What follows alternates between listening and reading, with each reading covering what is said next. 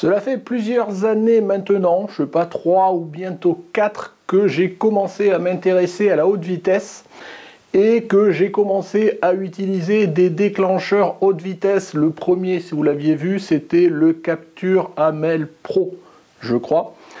Le deuxième, c'était le Pluto Trigger et depuis, je suis resté au Pluto Trigger.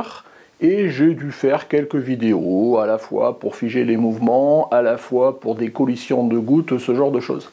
Et depuis ces 3 ou 4 ans, il ne se passe pas une semaine sans que j'ai 3, 4, 5 sollicitations de personnes qui ont acquis depuis le Pluto et qui me disent « je m'en sors pas, comment tu fais ?» Et globalement, je suis en train de faire le support depuis quelques années pour Pluto alors que j'ai aucune action dans la marque Pluto.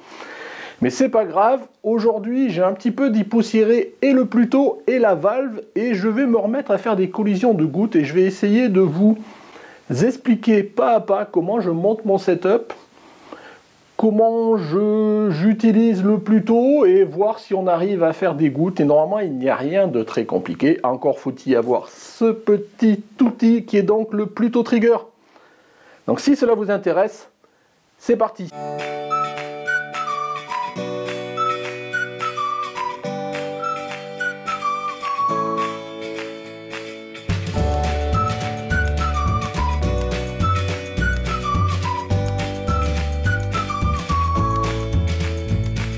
Bonjour, bienvenue sur Jaf Photographie. Donc aujourd'hui on va parler Pluto Trigger et Pluto collision de gouttes avec l'utilisation de la valve. Donc comme je vous le disais en introduction, ça fait quelques années que je me suis intéressé à la haute vitesse et j'ai pu tester 2 déclencheurs haute vitesse, 2 têtes. J'en connais un troisième qui est le Miops. Je ne l'ai jamais testé, je les avais sollicités pour voir si je pouvais le tester, ils ne m'ont jamais répondu. Donc souvent on me pose la question de savoir quel déclencheur acheter. Bah écoutez, quand on sait qu'il existe ces 3, moi personnellement, pour avoir testé le Capture Pro, le Hamel Capture Pro il y a quelques années, j'avoue que je préfère largement le Pluto, donc j'ai tendance à préconiser le Pluto. Je sais, pour échanger avec vous, soit off, soit en commentaire de vidéo, ou même dans toutes les questions que je vous disais que vous ne manquez pas de me poser, parce que vous avez souvent des difficultés, ou voilà, vous ne savez pas comment appréhender la chose, que vous êtes nombreux à l'avoir acquis.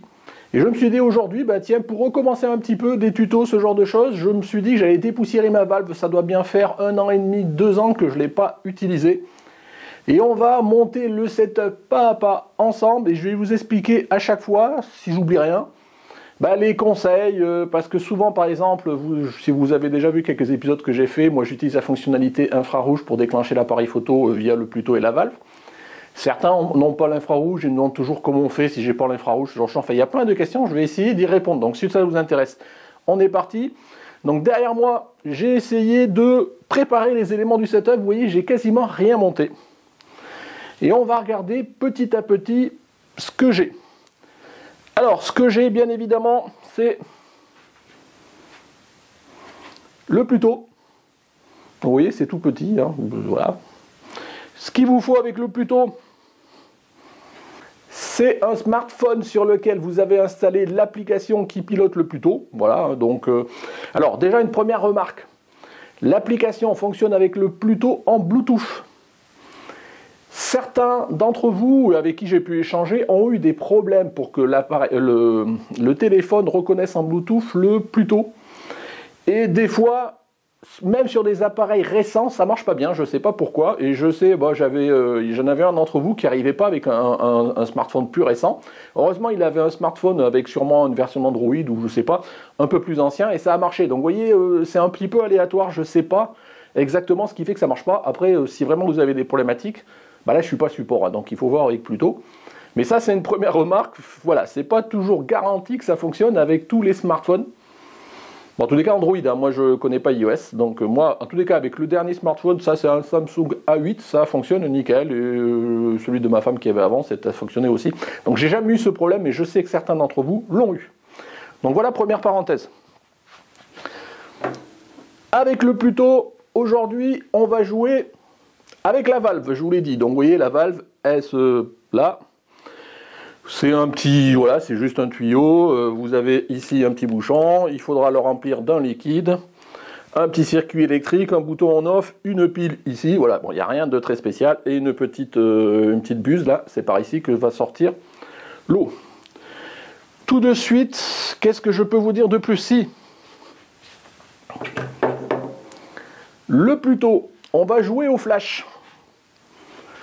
Donc, naturellement, vous pourriez vous poser la question, comment je relie quoi à quoi? Ce qui est sûr, c'est que si vous utilisez la valve, vous allez relier la valve à la prise accessoire de votre Pluto. Elle est là. Donc je ne sais pas si je m'avance, je ne sais pas si vous y verrez beaucoup parce que mon éclairage il est un petit peu en retrait. Bon, c'est pas grave, vous reliez la valve à la prise accessoire. Et à côté, vous avez un petit connecteur sur lequel est dessiné un appareil photo. Donc pour le coup, vous avez peut-être deux choix. Soit vous reliez votre appareil photo directement au Pluto, soit vous reliez un flash ou un émetteur de flash. Très honnêtement, ça c'est un des premiers conseils parce que beaucoup d'entre vous ont fait l'erreur, ne reliez pas quand vous utilisez la valve votre appareil photo au Pluto avec le flash sur l'appareil photo. Pourquoi? Parce que quand le Pluto va détecter le bon moment pour déclencher la prise de photo, il va envoyer l'ordre à votre appareil photo qui va déclencher, puis qui va déclencher votre flash. Ça va induire toujours un très léger temps de latence qui fait que vous serez toujours décalé entre ce que le Pluto vous dit il faut prendre la photo et le figeage de la photo qui sera fait par le flash. Donc premier conseil, reliez toujours votre flash au Pluto et pas l'appareil photo. Donc après, soit vous le reliez directement, hein, donc là vous avez une petite prise, vous avez un petit cordon, vous reliez ça, soit vous allez faire comme moi et vous reliez votre émetteur ici à votre Pluto. Et pour ça, hop, voilà, j'ai un petit cordon qui va bien. Donc ici, voilà, vous voyez, ici, hop, je branche ici, et ici, je branche ici. Donc voilà ce que je fais, et à partir du moment où j'ai fait ça, mon flash, je le mets où je veux, hein, puisque forcément, c'est un émetteur radio, donc mon flash, il est à distance. Là, dans la manip que l'on va faire, mon flash, il est là-bas. Je ne sais pas si vous le voyez, hop. Il est ici, c'est mon AD200. Je sais pas, je ne me vois pas. Bon, c'est mon AD200. Donc voilà pour le premier lien. Vous pouvez aussi de la même façon directement relier le Pluto à votre flash, si vous avez un flash Cobra, ce genre de choses. Donc il faut voir que vous ayez le bon cordon, et notamment c'est le cordon, il est d'une prise comme ça d'un côté, c'est un jack 3,5 je crois. Et de l'autre côté, ça va dépendre de la connectique de votre flash. Souvent, c'est une prise de 5 ou flash, un petit connecteur qui se visse. Ça, charge à vous de regarder sur le site de Pluto ce qui existe, voire même vous pouvez avoir le cordon indépendamment du Pluto. Il ne faut pas toujours acheter les accessoires sur le site de Pluto où c'est potentiellement un peu plus cher. Donc voilà pour le raccordement. Et le raccordement de la valve au Pluto, ça se fait par un cordon généralement qui est livré, vous voyez, qui est assez long, qui est livré avec le Pluto, et ça se branche. Ah oui, non, c'est là, voilà, ça se branche ici. Voilà, et ça va se brancher à la prise accessoire de votre Pluto. Donc voilà, je vous montrerai le setup tout à l'heure, on regardera ensemble. Qu'est-ce que je peux vous dire de plus? Pour supporter votre valve, il faut que vous ayez quelque chose qui marche très bien, c'est ce qu'on appelle les bras magiques. Donc vous voyez, je l'ai là, je l'ai monté vous voyez, sur un petit trépied, c'est un bras ici qui est en deux sections avec une pince au bout et qui se règle très bien. L'avantage, c'est que sur ce bras magique, vous voyez, vous avez une pince, il suffit de la visser, hop, voilà. Et ça tient super bien votre valve. Donc je ne sais pas si vous le voyez, voilà, bon je suis un peu loin, mais bon je ne peux pas à la fois être près et loin en même temps. Donc voilà, ça c'est indispensable quand vous achetez le Pluto, penchez, achetez un bras magique, sauf si vous ayez une autre solution, mais je trouve que c'est bien pratique. C'est à toute latitude, ça peut se régler, enfin voilà, bon donc ça s'utilise. Donc voilà pour les éléments en termes d'éclairage, donc je vais avoir mon flash qui va être de l'autre côté. De ce côté-là, j'ai mis voilà, un petit réflecteur blanc, hein, vous voyez, c'est mon petit panneau Jeff. Je vais retourner et ça fait un réflecteur blanc. Je le mets en face de mon flash. Voilà, pour éclairer ma scène. Maintenant,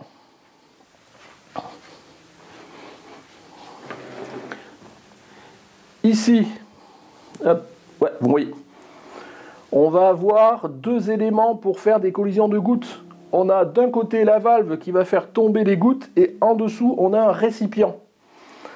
Ce récipient, vous pouvez y mettre la taille que vous voulez, la profondeur que vous voulez. De toute façon, vous n'arriverez jamais à faire deux fois la même goutte. Moi, ce que je fais, vous voyez, je prends bêtement un plan Pyrex et moi j'aime bien que mon récepteur, mon récipient qui reçoit les gouttes, ce soit un petit récipient. Pas besoin qu'il soit très gros. En tous les cas, moi d'expérience, j'arrive à faire des collisions avec ça. Donc, vous voyez, je prends un verre, je mets juste un récipient dessous parce que mon verre va déborder. Mon verre, je vais le remplir à ras-bord et puis ça suffit.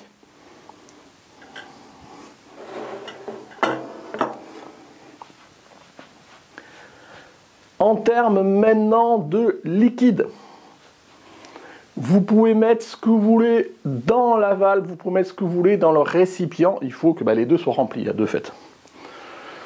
Votre récipient, essayez de le récipient de réception, essayez de le remplir à ras-bord de façon à ce que ça puisse voilà, bien faire des vagues, ce genre de choses. Mais après, c'est charge à vous. Au fait, j'ai mis un fond noir, hein, vous mettez un fond de ce que vous voulez.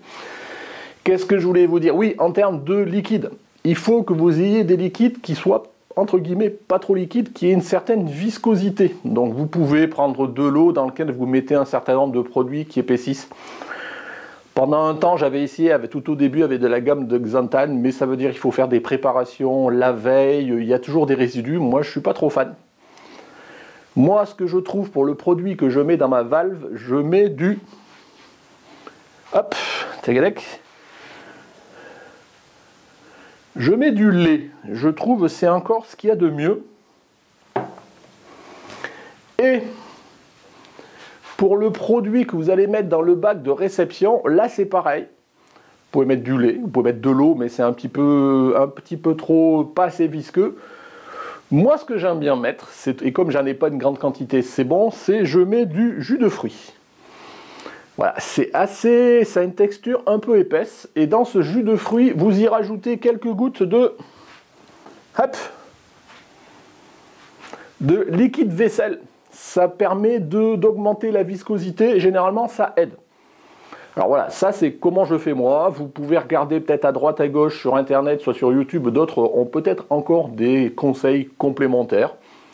À chacun de voir quels sont les mélanges de liquide que vous pouvez mettre dans la valve ou dans le récipient, la taille du récipient, la hauteur de la valve, tous ces trucs-là, tout influe.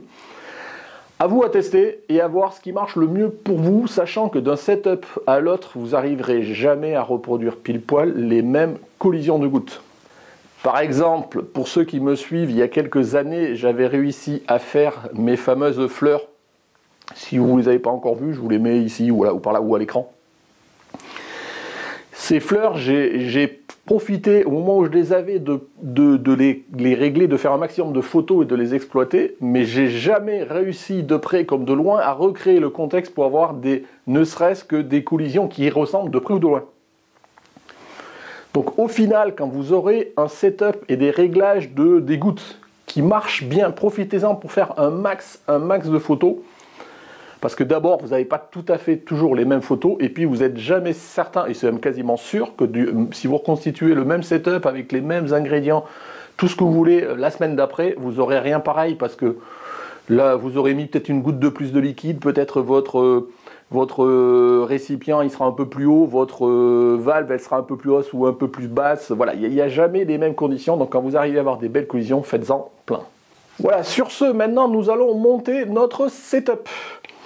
Alors, première chose à faire, vous voyez, j'ai un petit trépied. Voilà, sur ce petit trépied, je vais fixer mon Pluto Trigger.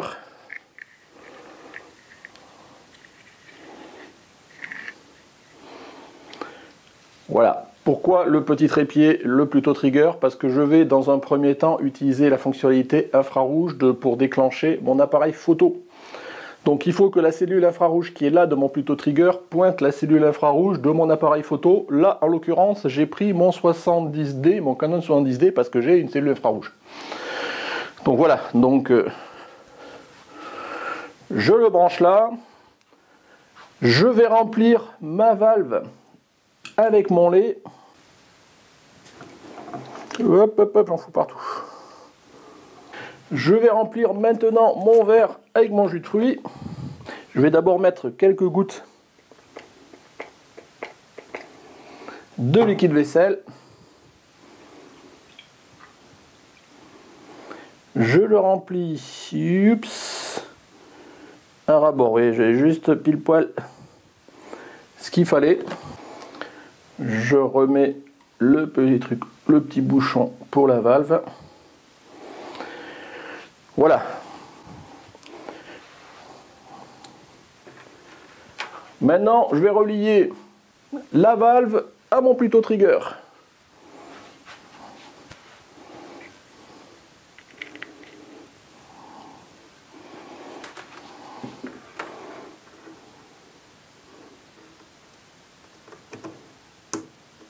Et je vais relier maintenant mon émetteur de flash à mon Pluto Trigger aussi.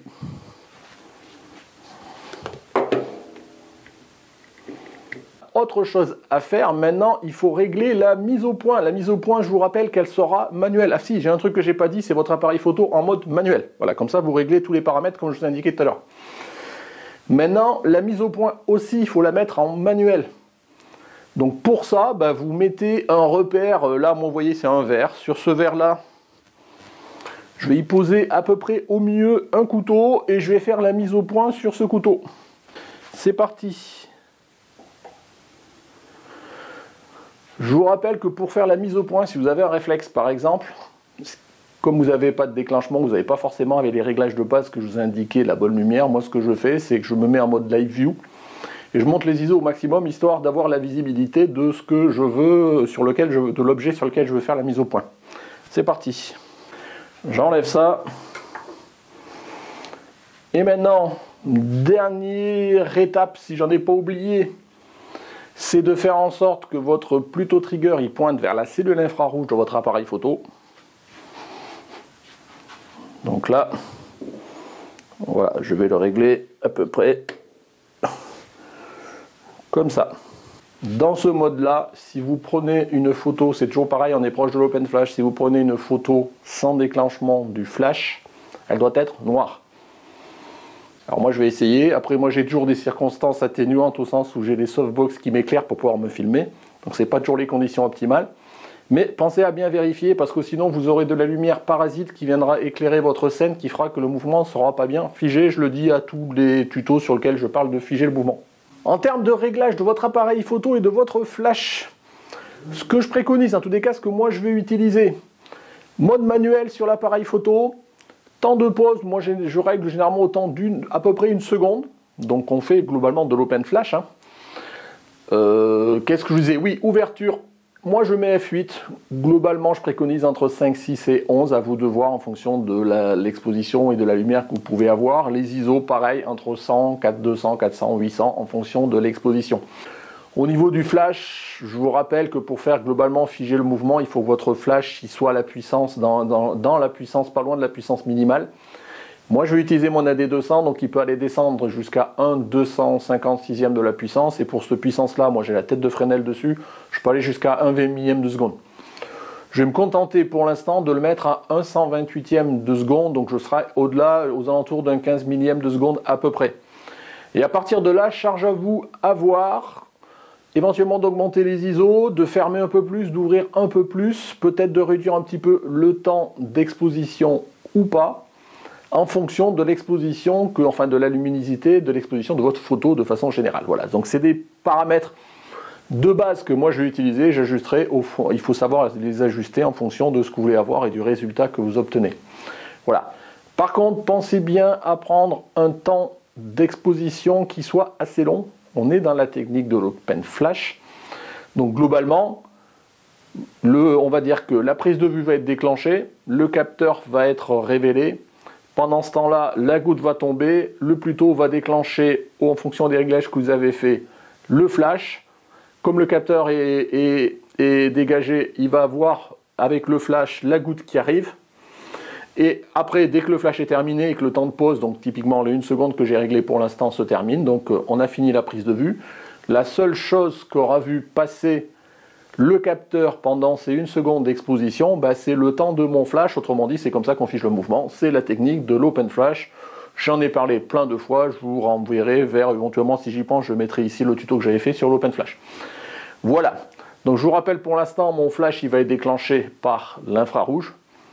Si je n'utilisais pas la technique infrarouge interne au plus tôt, eh ben, je déclencherai, enfin pour mon flash, mon appareil photo, je déclencherai mon appareil photo à la main seulement. Voilà, c'est tout. On fera la manip tout à l'heure. Alors, maintenant, première chose à faire, c'est dans votre logiciel ici, vous désactivez la 2e et la 3e goutte. Je vous rappelle, vous pouvez aller maintenant depuis 2 ans, je crois, jusqu'à 3 gouttes. On va se focaliser sur la première d'abord, et tant que vous n'avez pas une première goutte, je vais dire correcte, c'est pas la peine d'en régler 2, 3 ou quoi que ce soit, vous n'aurez jamais rien. Voilà, quand je dis première goutte correcte, c'est déjà que vous ayez une goutte, donc que vous arrivez à figer le mouvement au moment de la goutte. Et que cette goutte, elle soit la plus haute, c'est-à-dire que le rebond hein, je dirais, de la goutte, de ce qui rebondit sur votre surface, ce soit le plus haut possible. C'est ça qu'il faut régler. Donc pour moi, ça, il n'y a pas de réglage, même si je vous donnais les valeurs que j'ai moi, ça n'a rien à voir, ça dépend du liquide, de la hauteur de la valve, de la profondeur, enfin ça dépend de tellement de paramètres. Faites-vous vos essais à vous. Mais le final, c'est il faut avoir la goutte la plus haute possible, donc éventuellement il faudrait qu'elle remonte au moins de tout ça si c'est possible. Voilà, on va faire les essais, j'y vais.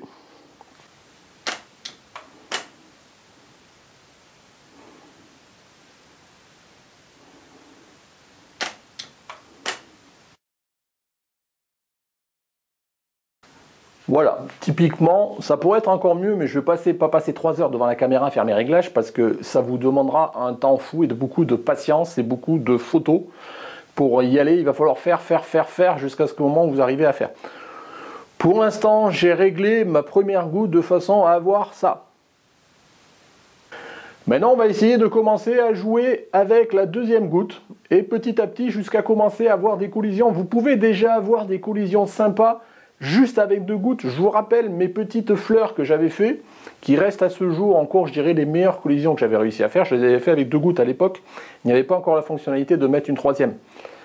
Donc jouez avec 2 tant que vous n'arrivez pas à faire des belles collisions qui vous satisfassent avec 2 gouttes. N'essayez même pas d'en rajouter une 3e, vous allez vous mélanger, ça va foutre le bordel.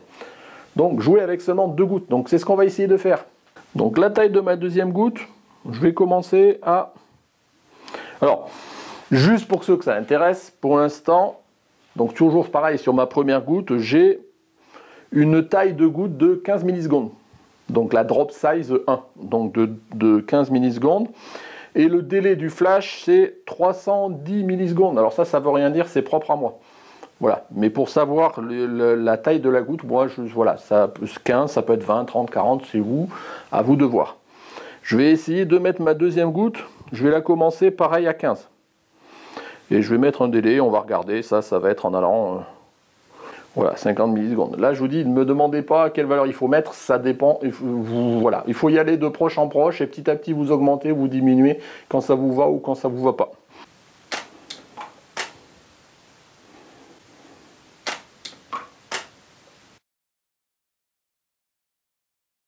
Donc voilà, j'ai passé une petite dizaine de minutes à essayer de régler ma première et ma 2e goutte de façon à avoir une collision. J'essaye pas là, dans le cadre de cette vidéo, de ce tuto-là, de faire la collision la plus belle possible parce qu'il faudrait, des fois ça peut vous prendre toute une après-midi ou une demi-journée, voire plus, à essayer plein de réglages différents, revenir, aller, enfin je veux dire, ça demande beaucoup de temps pour essayer d'avoir le bon moment et d'avoir la plus belle collision possible. Mais dans ce tuto-là, je voulais juste vous montrer comment arriver à avoir des collisions déjà tout court. Donc juste à titre indicatif, et je dis bien c'est à titre indicatif avec mon setup, mes densités de produits, ma hauteur de valve, enfin tout ce que vous voulez. J'en suis là à... Alors flash délai, donc c'est le délai avant qu'il déclenche le flash, 330 millisecondes. Le drop size 1, donc la taille de ma première goutte, c'est 15 millisecondes, donc 15. Le drop 2, délai, donc c'est pour le délai entre ma première et deuxième goutte, 91 millisecondes. Et drop size de la taille de ma deuxième goutte, c'est 17 millisecondes. Et avec ça, j'arrive à faire ça. Et j'arrive à le faire globalement de façon répétitive. Si je ne change pas les paramètres, ça varie microscopiquement entre deux gouttes, mais j'y arriverai. Voilà. Alors je vous rappelle que vous voyez bien que ma photo est surexposée. C'est normal parce que j'ai mes softbox d'allumés ici pour me filmer. Si j'éteins mes softbox, voilà ce que ça va donner. Voilà, me revoici dans la lumière. Donc vous voyez que dès que j'éteins ma softbox, ça ne rend pas du tout pareil. Bien évidemment, moi j'ai de la lumière parasite pour me filmer. Faites ça dans le noir. On est dans la technique de l'open flash. Donc ça demande à être fait globalement sans lumière parasite. Et moi mes lumières, elles pointent vraiment sur ma scène. Donc c'est pas du tout bon. Donc voilà pour comment monter votre setup, comment éventuellement utiliser quel produit, quel récipient, ce genre de choses. Je veux dire, je ne vais pas aller plus loin, ça sert à rien que je vous dise la hauteur de ma valve, je ne sais pas, vous la voyez là.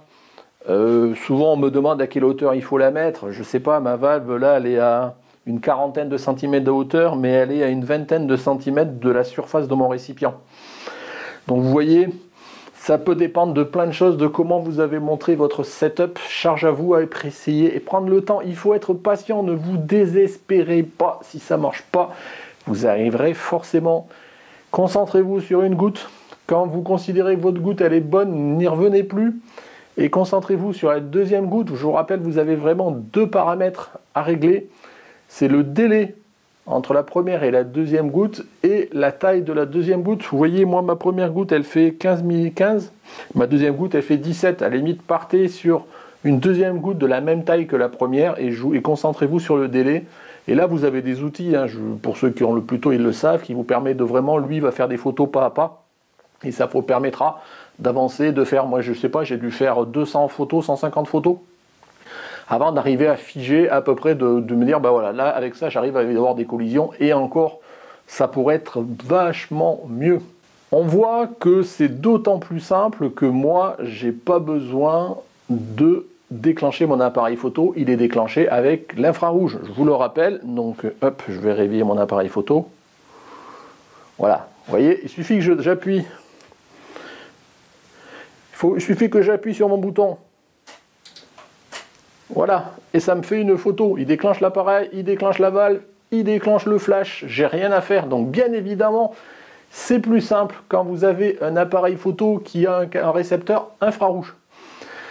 Même quand vous avez ce récepteur infrarouge, certains d'entre vous n'y arrivent pas à le régler. Je vous rappelle qu'il y a d'abord, c'est sert à rien de me demander sur le Nikon truc, telle référence, qu'est-ce qu'il faut que je fasse, j'en sais rien. Moi je sais ce que je fais sur le mien, qui est mon Canon 70D. Ce que je fais sur mon Canon 70D, c'est que je règle mon appareil photo en mode télécommande de 2 secondes. Je ne l'ai pas pris là, mais j'ai une petite télécommande infrarouge, vous savez, pour commander votre appareil à distance. Si vous avez ça, ben réglez votre appareil photo pour qu'il soit capable de faire la même chose. Et après, point. Je veux dire, il n'y a rien de particulier. Il n'y a pas un mode plutôt sur votre appareil photo. Si maintenant, vous n'avez pas l'infrarouge, ben là, je ne peux rien pour vous. En tous les cas, la fonctionnalité infrarouge, elle ne pourra rien y faire. Voilà.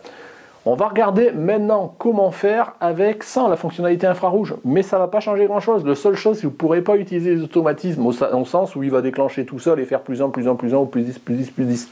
Ça sera un peu plus galère, je vous l'accorde. Mais bon, ça marche quand même. On va le faire. Donc, ce que je vais faire, c'est que voilà, je désactive le mode télécommande de mon appareil photo. Donc, vous voyez, si j'appuie là, voilà, j'ai le flash et les gouttes qui sont déclenchées, plus l'appareil photo. Ce qu'il faut que je fasse, comme j'ai pour l'instant un temps de pause d'une seconde, éventuellement si c'est trop chaud pour moi, je ferai que je mette un temps de pause par exemple de 2 secondes, qui me laisse bien le temps d'appuyer et d'appuyer c'est sur ce bouton là, puisque pour le coup vous avez 2 appuis à faire, mais ça se fait, je vais le faire. Vous voyez, je me prépare à appuyer, ici, voilà, je l'ai fait peut-être qu'une seconde, vous voyez, c'est un peu court.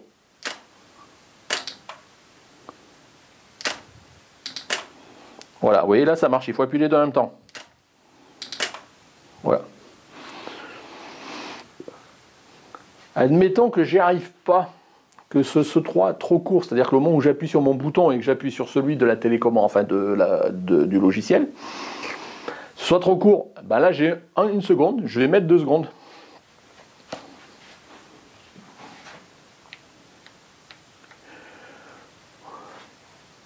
Voilà, j'ai mis 2 secondes. Bon, qui dit 2 secondes, je vais avoir une exposition qui va être d'autant plus longue. Donc pour avoir la même exposition, même en tenant compte de mes softbox, ces trucs-là, il faut que donc j'ai multiplié par 2, donc j'ai rajouté un stop, il faut que je diminue un stop quelque part. Comme je suis déjà à 100 ISO, je suis à F8, je peux fermer à F11, ou mon flash, je vous avais dit, il était à 1 128e de la seconde, je peux le descendre à 1 250e de la seconde. Je vais fermer à F11.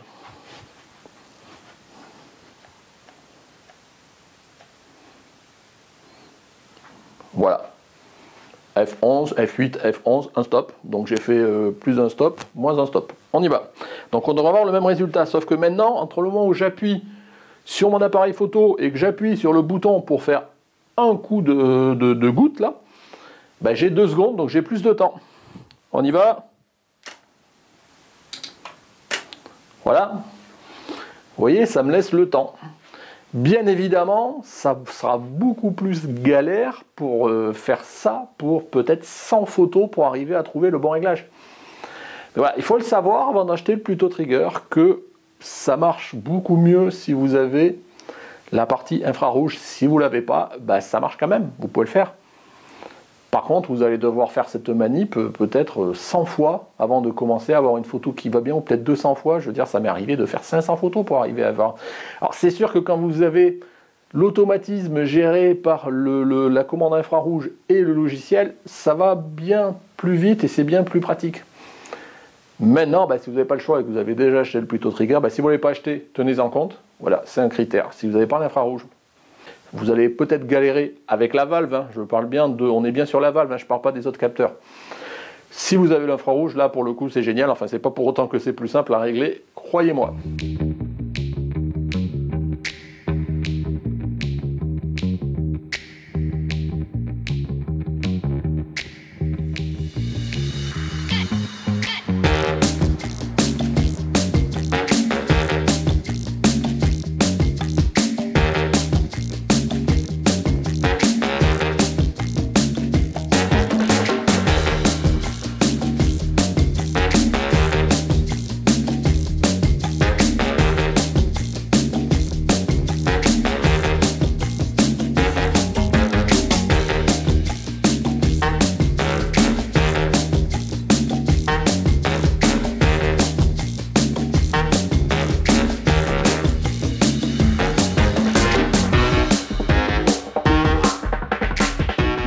Donc voilà, je vais en terminer là parce que quelque part, j'ai pas beaucoup plus à vous dire. J'ai essayé de vous expliquer pas à pas tout ce que je faisais.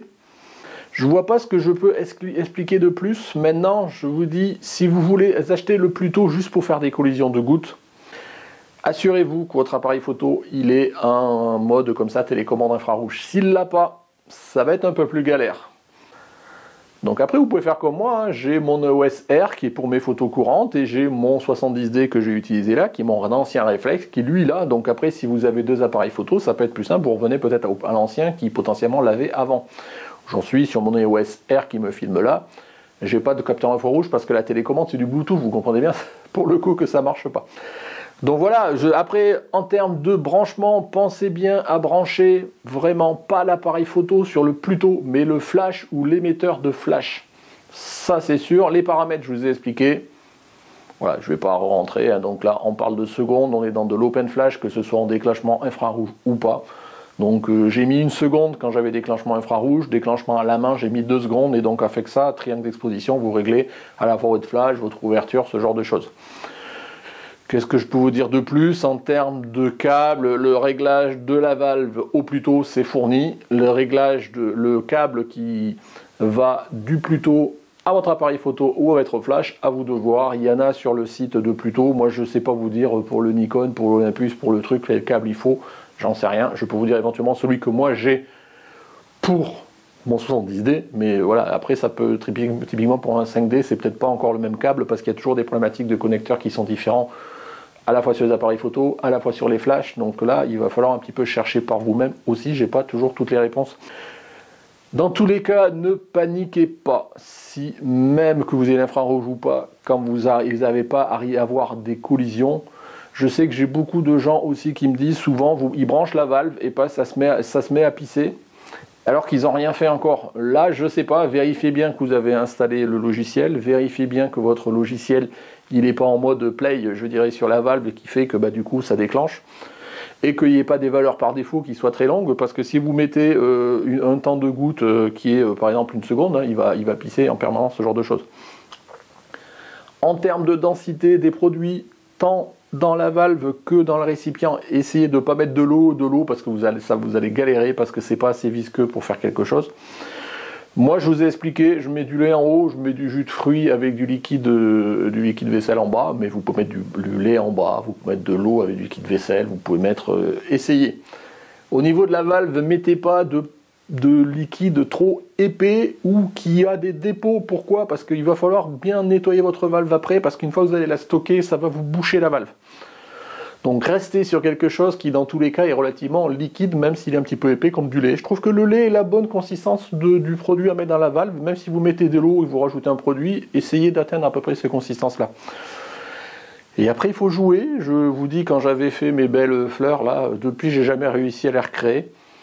Il faut jouer, vous agacez pas avec la 3e goutte, amusez-vous avec la première et la 2e à faire des collisions. Et quand vous serez satisfait, vous aurez votre lot de belles photos juste avec 2 gouttes.